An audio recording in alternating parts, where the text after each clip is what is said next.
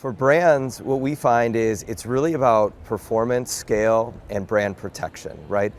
They want to run campaigns that perform, that help reach their target outcomes.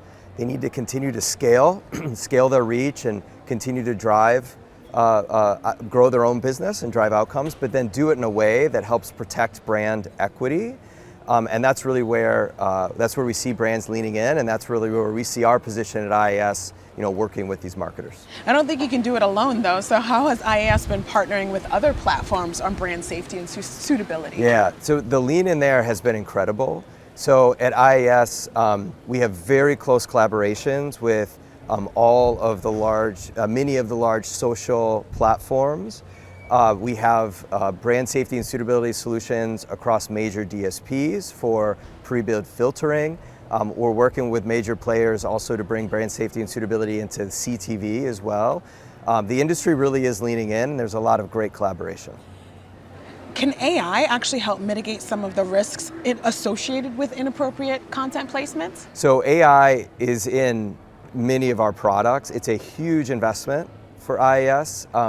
Our product line called Total Media Quality, or TMQ, we developed it to address the specific challenges across social video platforms where the content is all about sight, sound, and motion. It's all about video and image and audio. So our AI helps marketers understand the adjacencies of that content and can understand it at very nuanced level, which is really important because every brand has different requirements, different needs when it comes to suitability. Though, I think it's a lot about staying ahead because there's constantly new media formats and platforms emerging. How can brands help stay ahead of that curve and adapt their brand safety strategies accordingly? Well, we recommend that brands, continue to think about their suitability goals and guidelines, and we help guide them through that process.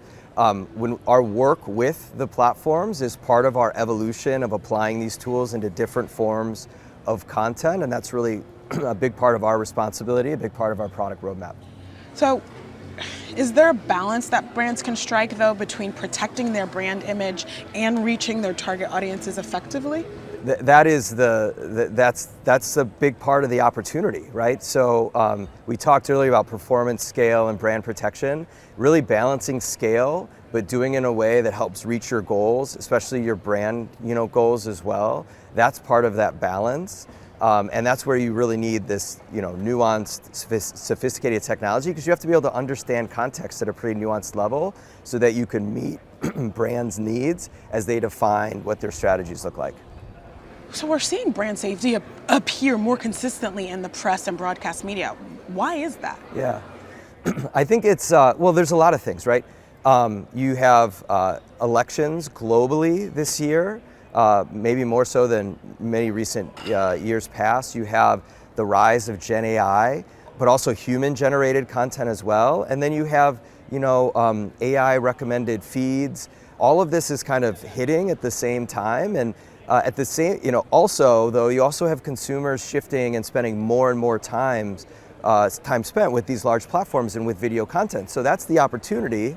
There's also challenge on the other end, is how do you navigate that? And I think that intersection is why we hear so much about it right now in our industry. Thank you so much, Craig.